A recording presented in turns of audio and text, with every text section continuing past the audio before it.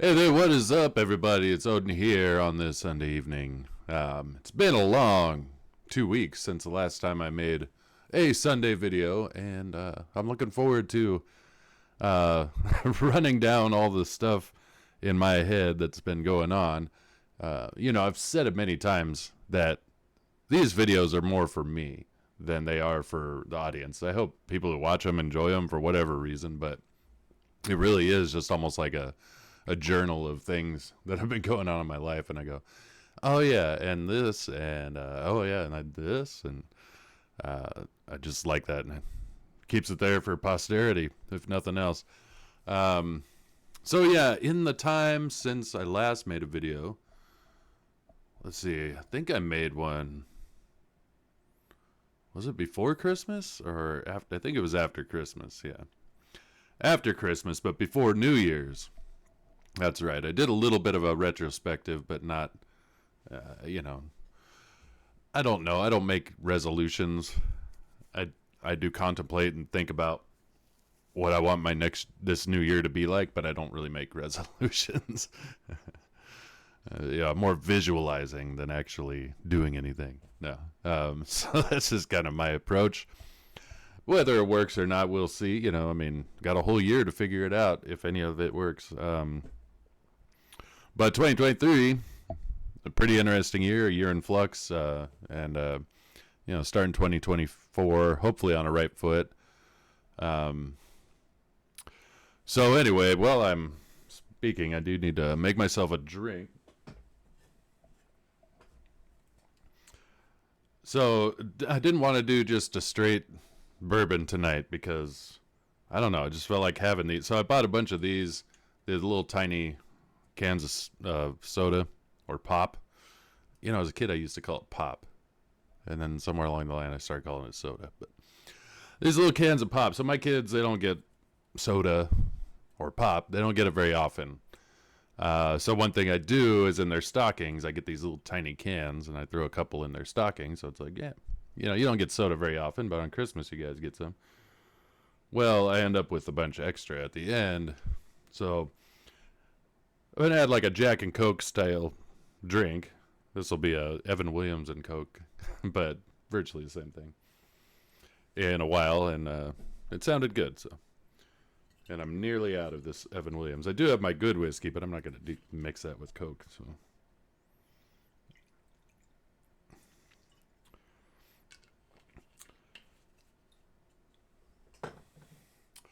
So let's see. End of the year, I drove the new Jeep out to Colorado with my girls, two of my girls, and it did great. All things considered, it was a great trip out there. Kind of impromptu, a little bit impromptu. Got to see friends and family really quick. Like I said, most everyone still had their trees up for the most part, but so it kind of felt like seeing them for Christmas, but then also hung out with my friends Keith and Kent to watch the ball drop and their families, and had a great time on New Year's Eve as well. Toasted with some champagne, almost got my eye taken out by a cork bung.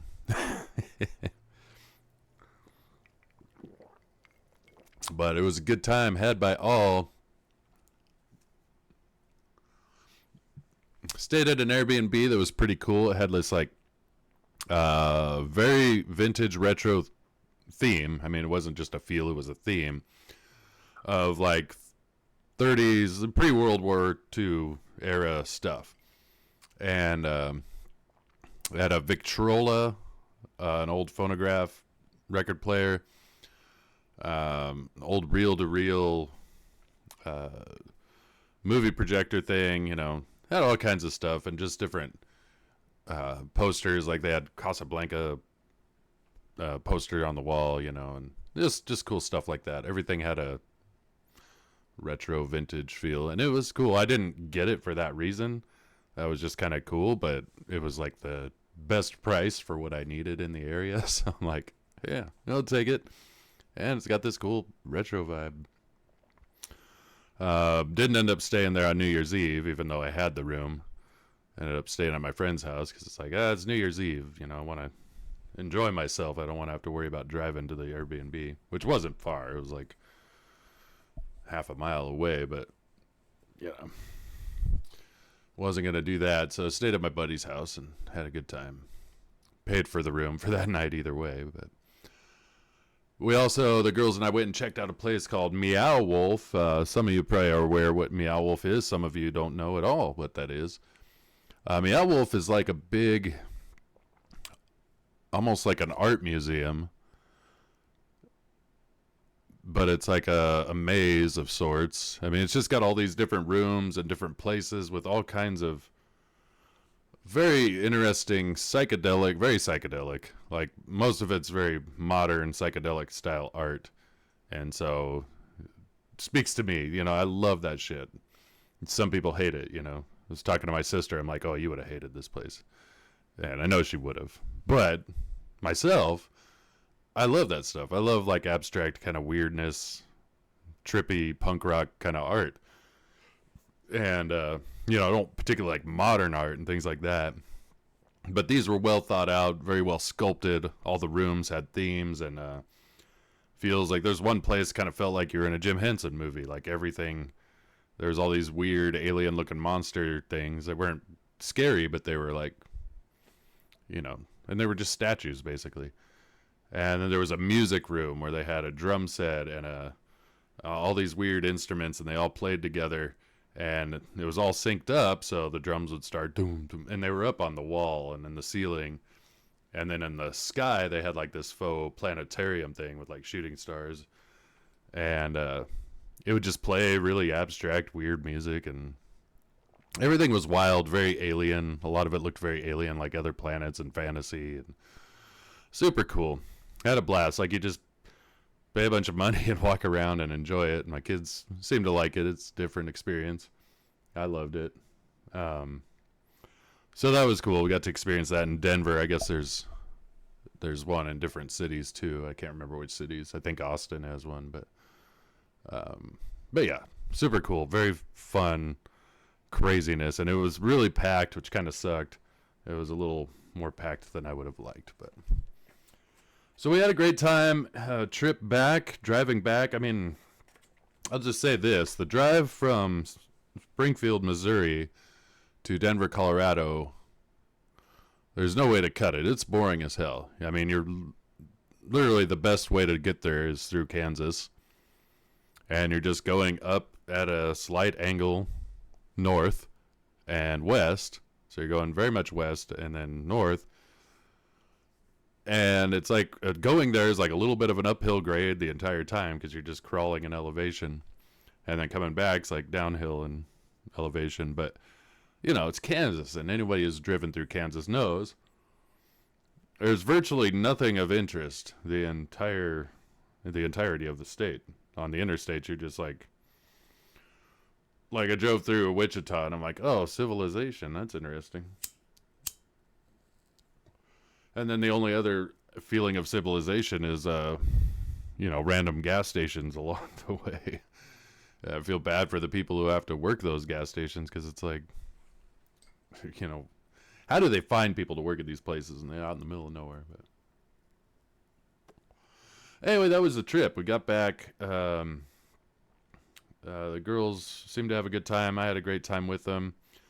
They're a little older now. They connected a little more with their cousins, with their, surrogate aunts and uncles who are my best friends and stuff. And it was just a good time all around. So, also ended up helping my brother move from around Denver up north to Cheyenne, Wyoming. And that was fun. He's like, hey, bro, can you help? I was like, of course I'll help. I actually like doing these things with people I love, because it's like, it's work. I like working, but I like, working with people I know and care about because you kind of bond in a different way than just hanging out. But the problem is my brother buys everything like industrial strength, and he's also does like powerlifting.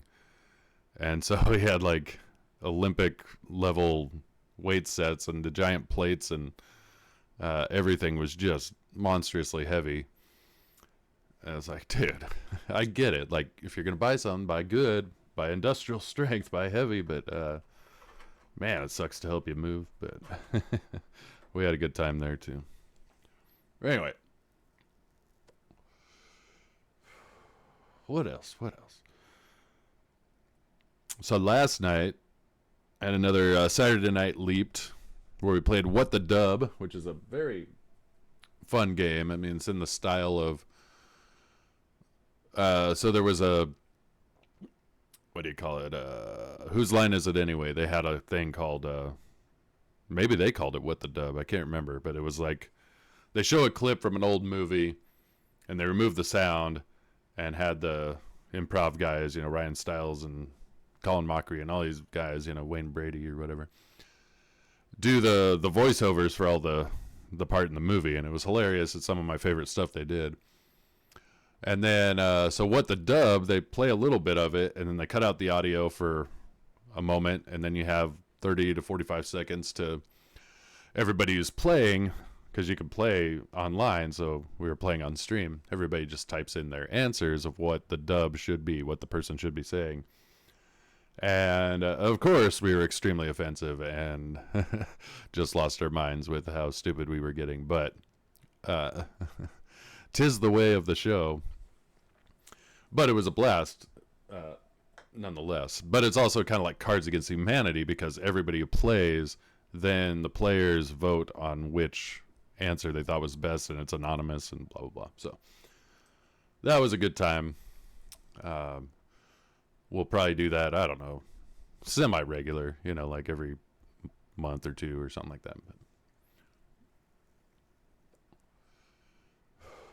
other than that, just been working hard on comic book stuff. I've been gone a lot, so I wasn't working that hard on it while I was in Colorado, so kind of behind the 8 ball on time that I want to be getting stuff done. But finished a page of Shove, which I showed on the last one. That page got finished. And then this is the rough pencils.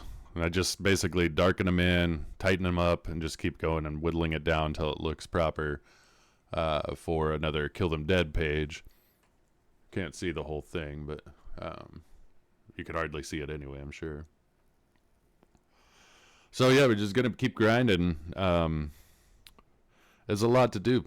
There's a lot of pages still yet to draw, and it's just like, just got to keep grinding. That's what this year's going to be. Especially in the winter, because once spring hits, I'm going to have more work to do around the house and property. So I really want to get as much done in this down winter time, even though it doesn't feel particularly wintry. But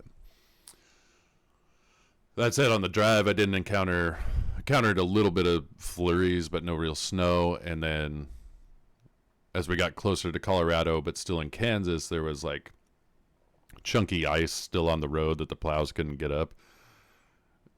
And you're just cruising along, like driving as fast as you possibly feel comfortable without getting a ticket, kind of thing. And then all of a sudden there's just like chunks of ice on the road. You're like, whoa, that came out of nowhere, And that makes you rethink the cruise control and the speed you were going. So that slowed things down. I actually got to an area where, as we got closer to Colorado, it was kind of like there were plow trucks trying to still clear that stuff, throwing down more sand, more salt, whatever they were doing. And just traffic started like slowing down. Everybody was. And then as we got into Colorado, it kind of opened back up. It was like, oh, this is nice. There wasn't any snow hardly at all. And no ice on the road. So I didn't have to deal much with weather. There was no real weather concerns the time we were there. And then driving back, there was none. A little bit of rain, but supposed to get snow here, which I'm curious about because I've never lived here, so I'm curious how it feels with snow, the driving conditions, the people, the property I just got on, what does it look like? How does it feel with snow on it? It's usually not that big a difference, but, I'm just curious, see what it's like.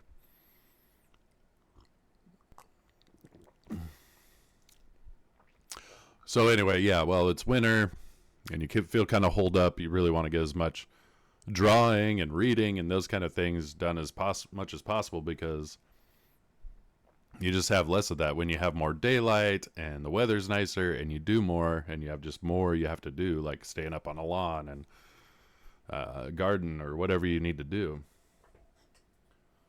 You know, or if you've got house repairs and things like that and spring cleaning and all this kind of stuff. So just going to be trying to work a lot. But these pages take a long time, these Kill Them Dead ones.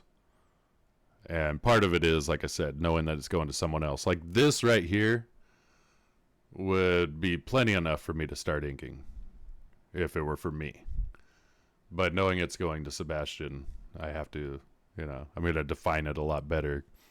Because I'm sure he could get it and be like, what the hell is that? I don't even know what that is. And I'm like, yeah, use your imagination. Make it whatever you want. But I'm not going to do that to him. He's probably going to do that anyway, just by the nature of some of the shit I'm drawing. He's like, I don't know what that is. It's like, well, it's just random gore and craziness, like it's not to be totally defined,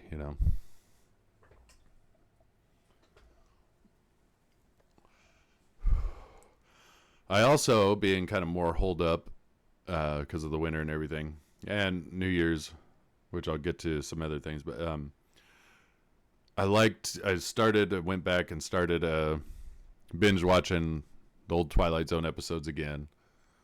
You can't keep me away from them for too long. They're comfort food for my soul, especially certain episodes. And what I realized is I like a very certain type of episode the most. So in season 1, there's an episode called Walking Distance, which I love that episode. It's one of my favorites of all time. It's a guy, he's kind of a late 30s, early 40s, around my age-ish. Businessman, lives in New York City or whatever, lives in a big city, making a lot of money or whatever, wheeling and dealing, doing his thing. And you could tell he's got a little bit of a stress level with it. It's not overt, but you could just sense it. And he pulls up at this gas station and he realizes he's close to his hometown, his old hometown where he grew up. And while he's getting his car worked on, he says, oh, it's walking distance from here. I'll just go take a stroll in my old hometown. Well, as he steps foot into his old hometown, he walks back in time to when he was growing up in that time. But he's an adult. And he's walking around. He goes to the soda shop, orders an ice cream with 3 scoops and blah, blah, blah. And they sell it to him for only a dime and all this shit. And everything, you can just tell it's very, all the nostalgia, all the memories are just hitting him. And he's having a glorious time until he runs across himself as a child. And then he goes to his house and his parents see him and they don't know who he is. And he's like, don't you recognize me? And they think he's a crazy man. And it kind of turns sour from there, but he's really holding on. He's really holding on to that moment. And while he's holding on to that moment, his dad catches up because he's showing him his wallet like, I am who I say I am. His dad finds him at the park at night and gives him this impassioned speech, which is great, like a dad would, about like, it was kind of like the Goonies saying, this is his time, talking about him as a young man. And don't take it from him. You're living in your time and you need to stop looking in the past and start looking in the future.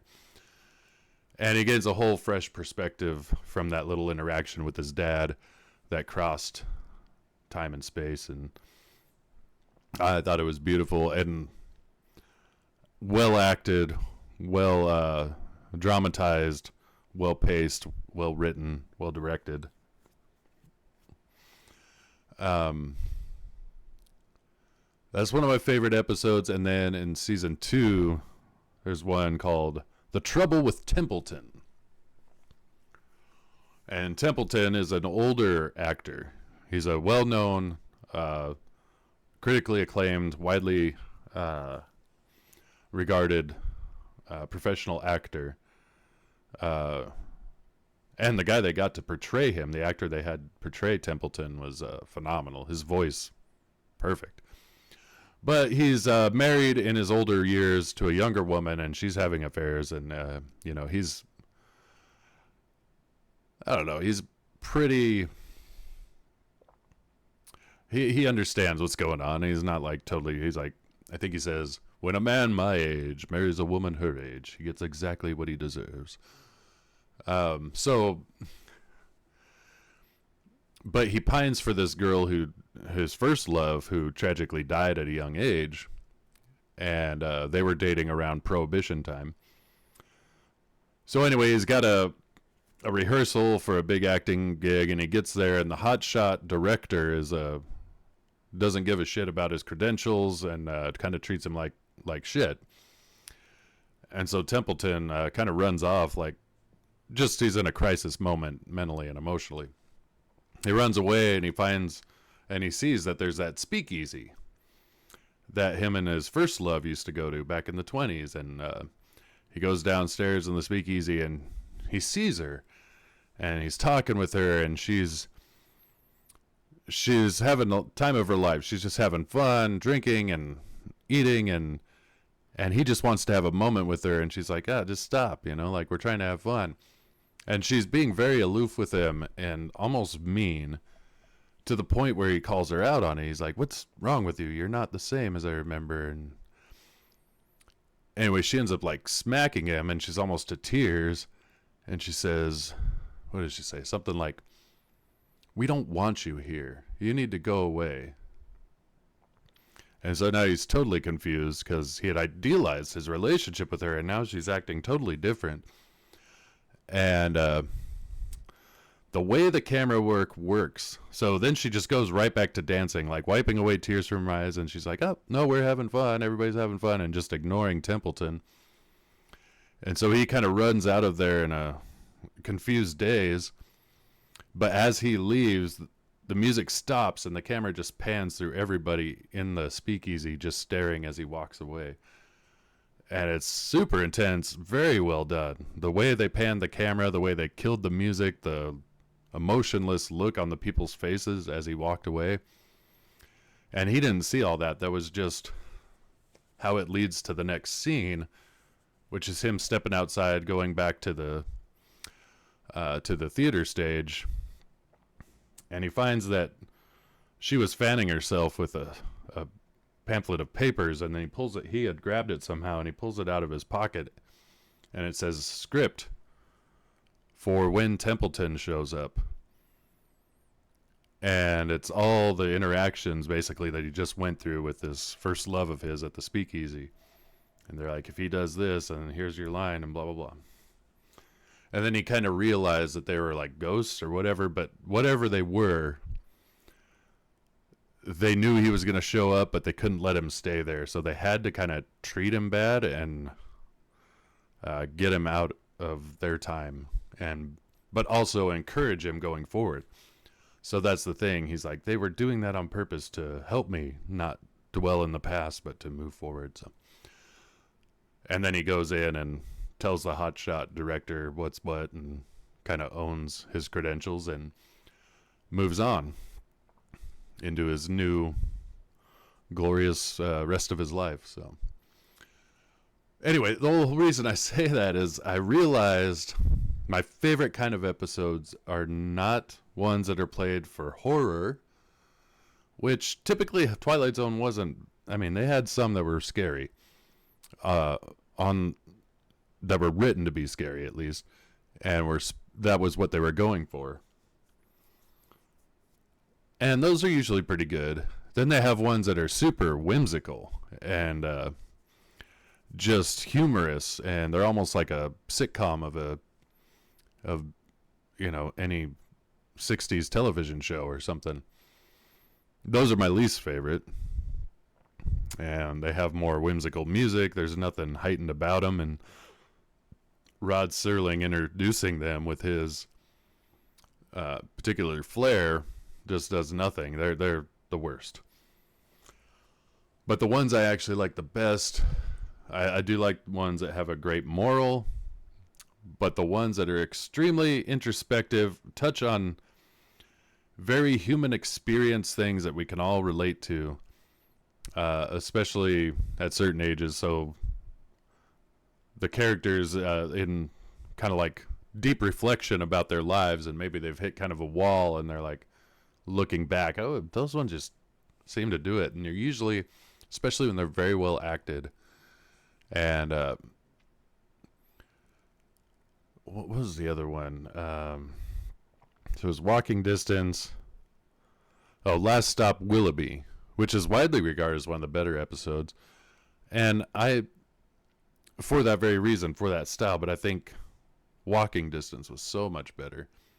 Last Stop at Willoughby seemed much more heavy-handed with the approach, whereas Last Stop at Willoughby, or Walking Distance, was just kind of like very natural, and it just brought you into the setting and led you right out in a very beautiful way. So those are my favorites. I think the writing, whether it was Rod Serling or Richard Matheson or what's the other guy, Beaumont, I can't remember his name. Was it Hugh Beaumont? Anyway, who did a lot of sitcom writing.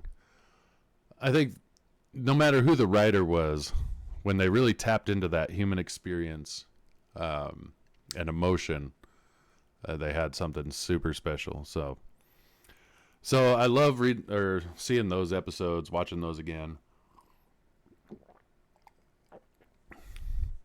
And it really is because those episodes and some of those ones, like the most famous ones, are all really good. That's why they get so famous, you know. Terror at 35,000 feet was a classic, or is it 25,000? Anyway, Eye of the Beholder, you know, with the pig faces. Time Enough to Last, where what's his name? Oh, why can't I remember his name? Burgess Meredith. Richard Meredith. Burgess Meredith, where he's got Coke bottle glasses and the whole world ends, but he's able to read and then he breaks his glasses. You know, that's classic. Like, Twilight Zone-esque kind of twist.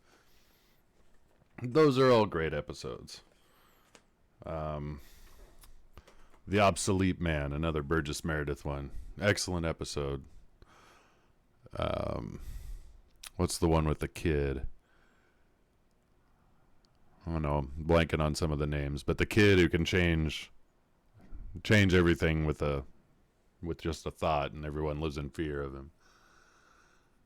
You know, those are some of the most famous ones, and they're all good, but you don't have to dig far to find some amazing episodes that aren't talked about that much, that deserve it. I mean, they're just amazing. So, anyway, Twilight Zone. And again, anybody who has spent enough time around me or watched this, my ramblings, knows I love the Twilight Zone. It has a very, very important place in not only my entertainment and what I like, but how it affected my creativity going forward, my whole life, basically. And we all have those. And oftentimes they're what we see or what we experience at a young age, and they impact us, and then we kind of recapture them. And if you're a creative person, you recapture them and try to take that inspiration and, you know, put it into your own stuff somehow. And I know that my mom would at night sometimes, and it's just really weird, it seems almost out of character for her, but she would watch like Twilight Zone and Tales from the Dark Side and some of these like scarier, you know, on the surface. At least as a kid, I thought they were scary. And we didn't have cable, so I didn't get to watch Tales from the Crypt, but we watched a lot of Tales from the Dark Side and see old Twilight Zone episodes from time to time. And I remember watching the Twilight Zone movie with her as a pretty young kid, and that one scared the piss out of me. But those moments, like, they were so impactful. And then watching, like, The Thing with my dad when I was really young, like, that had such a huge effect on what I think is cool, what I think is fun in stories and in entertainment. Because it's like, I like horror, but I don't like a lot of the same horror that horror aficionados like. You know, I like, I guess it would be more along the lines of Lovecraft style, which is basically monster-esque, monster-driven horror. I like that a lot. I like fun horror. I like the almost campy. Return of the Living Dead is one of my favorite movies. It's so much fun. Lost Boys, I love that. Lost Boys is not even a horror movie per se, but it is, right? And but I like that fun element. Ones that are just made to be off-putting, not usually my cup of tea. So unless they have a good monster. If they have a good monster, then I probably like it. But I go back to kind of blaming my parents for that. And this year was a lot less contemplative about my parents than I thought I would be. And that was with visiting Colorado around the first of the year. I've said it many times. This time of year is just, my dad passed away on the 1st and my mom passed away on the 5th. And so right at this time of year, it's all like pressing. But this year it wasn't. It was almost like it's similar to like when both my parents passed away, the initial hearing of it, it's almost like emotionless. It doesn't really set in, and I feel bad for not having emotion. I'm like, why am I not as sad as I should be, like in the moment? And then later I got a lot of sadness, but like in the moment, like when it happened, it was just kind of like stuff to take care of, and just it is what you can't control it, and it just I couldn't manufacture the emotion. It was like almost like survival or something. And now, I'm kind of in that spot again. I'm like, I wanted to honor them, and they've been heavy on my mind, but it's not been as emotional. So that's it. And my sister was talking about that, and both, just our parents passing always hit our sister harder than us guys. And I think there's various reasons for that, but she even said it this year when I saw her. She was saying that, it's not honoring to them to dwell and to be stuck in sadness about it. What's honoring to them is to, take the lessons they taught us and to live our life the best we can. And I 100% believe that's true. So as much as I was like kind of almost feeling guilty for not being sad, or as sad as I thought I should be, I guess. It's the reality is the reality. The reality is the reality that this is the cycle of life. We're all going to deal with it in our own time with people we love, or they're going to deal with it with us when it's our time. And you can't escape these things, and there's no point in not being real about that. It's the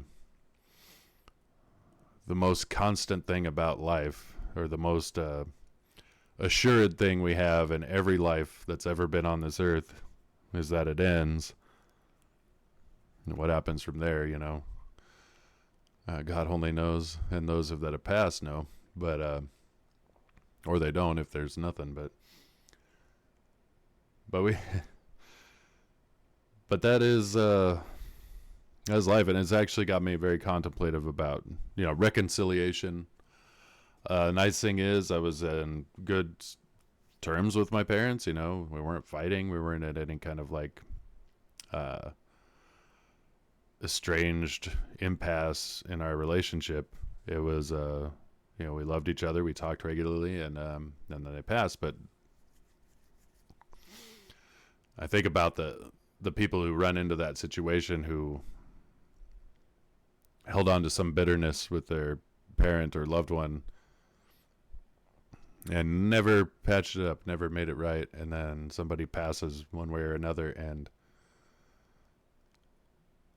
that guilt that must set in, knowing that you never had a chance to like enjoy some other moments with them because you held on to bitterness or unforgiveness or whatever. I think about that, especially because, I'm not young anymore.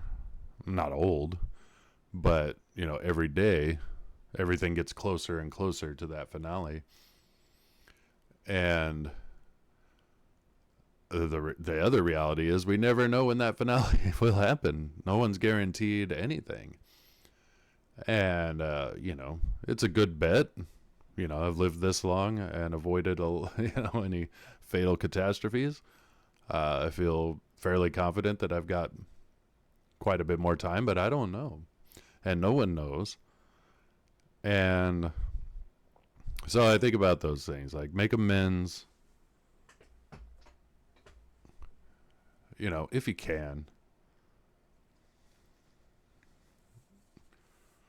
Like I'm in a situation now where I'm trusting someone else that not making an effort to make the amends is the best thing to do in order for that reconciliation to happen.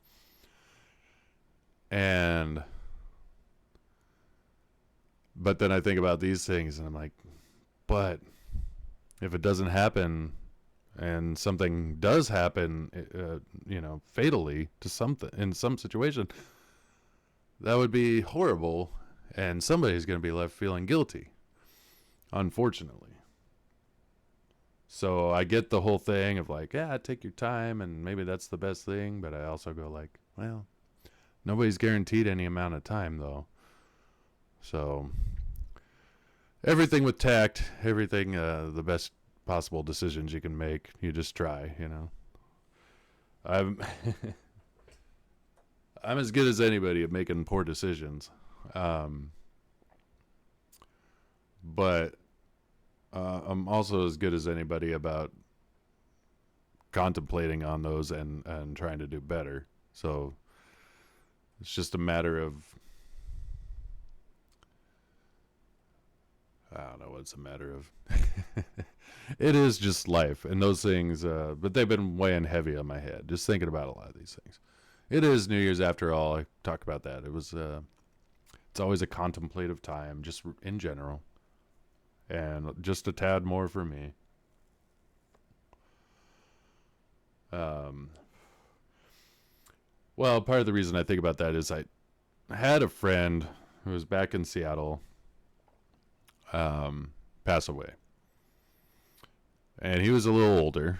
It wasn't like a young guy. He wasn't, it's still early, I would say, but he was, definitely older than I am. If I had to guess, I don't know how old he was, but I think he would be in his 60s, somewhere in there. Maybe late 50s, but he was older. And, but when he passed, it sent a shockwave. It was somebody involved in the music scene that I used to be involved in. And, so all those people I'm friends with on Facebook are all posting, like, what a sad, tragic thing we heard that he passed. And, but whenever that happens, that's happened a few times, and you're just shocked. I don't think I would have ever crossed paths with him again in reality, even though we were very respectful of each other. We liked each other's posts, and things like that. We were friends, but like, if I were visiting Seattle, I probably wasn't going to go out of my way to like say, hey, let's hook up, because if I did that with him, there'd be a bunch of other people that are about on those same terms that I was like, yeah, I don't have time and to hit you all up and make that happen. But But nonetheless, you go, that was a friend, you know, that was somebody I knew that I'd interacted with. You know, he was a promoter and he booked a few really cool shows for us.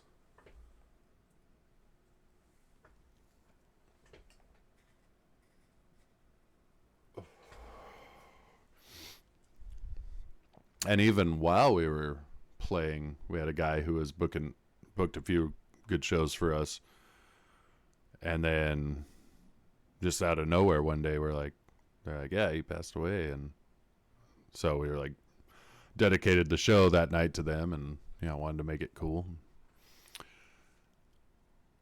I don't know. It's just one of those things I think about the fragility, the finality, the reality, and you know, there's all kinds of schools of thought on how to maximize the time that we have here. You know, there's people who go out and just have crazy fun experiences and do everything uh, that you'd want to do in a lifetime. You only live once, you know, and that's certainly you know, it's not a bad pursuit. Even if it is somewhat selfish, there's a time and place for that. And then there's other people who, you know, would take up the life of a monk and be like spiritual enlightenment, and you know, these are you only have one life, might as well pursue it in the most noble of ways. And you know, or people who get so attached to family that they're just involved in their kids and their kids' kids, every single thing that they do, and as they grow older, which I can definitely respect that one. Now my mom was much more involved with my sister's life, and that was just the nature of where they lived and things like that. But you know, my parents were raised us to be very independent, so they kind of just went, yeah, when you go do, you know, we still love you, we're still involved in your life, but we're not going to be like in on everything and doing everything together. Because sometimes when I see that, there's a stunting of the maturation of the children if the parents are too much like, hey, we always do things as a family, you have to be a part of everything we do, you know. But that's it, it's family, it's a noble pursuit.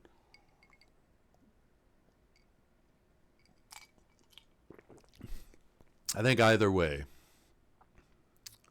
um, whatever path you deem most valuable, most worthwhile for your time and energy while you've got it. The fact that that it's present in your mind that you should maximize the time you do have is probably the most important thing. Because eking out a little life with no impact, nothing to show for it, is the saddest thing ever. You know. Now, the handy thing about dying is you become everybody's hero. And at a eulogy, you know, it doesn't matter how pathetic you were, they're probably going to find some people to say some nice things. But I guess that's kind of where I am, is like I've always had creative interests and pursuits, and it feels like that's what I was put here to do, kind of thing. It's like just a proclivity and a natural inclination and towards art, music, drawing. So why not do as much as I can with that? So, you know, because it's like that's kind of a gift or an inclination or proclivity that you had. So why not do a lot with that? Because it feels very much like that's who you are, what you were put here to do. And there's been times where I don't know, I wouldn't say shunned that or anything, but I just pursued things that were almost out of character because I felt like they were the right thing to do at the time. And not that I have any regrets over those, but Um, I feel like that doing the stuff that I feel very naturally called to do is probably my best bet. So that's what we'll keep doing, and what I'm working on all the time, and try to make the most of it. So right now we're working on a lot of stuff, and just trying to make stuff, create things. It feels right. It feels like if you're not doing it, and there's plenty of people in the world who don't do it. But for me personally, it feels like if I'm not doing it, I'm wasting. I'm wasting what I'm here to do. So we'll keep doing it, have fun doing it, and whether years down the road it's appreciated or not, at least I took a swing at what I enjoy. So anyway, that's about all I got. We'll wrap this up and go on long. Hopefully all of y'all out there had a really kick-ass New Year.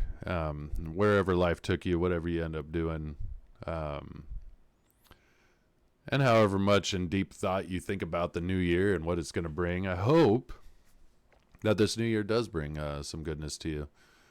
Some growth, some new adventures, some new spiritual enlightenment, some stronger connection to family and those you love, and ultimately that, as you push the ball of your time further down the road, that you're also pushing the ball of your growth and your maturation and your strength and resolve and creativity and whatever pursuits you have, that you really are. Just keep it in the back of your mind to maximize that time, enjoy it, but also grow and learn and be best you can.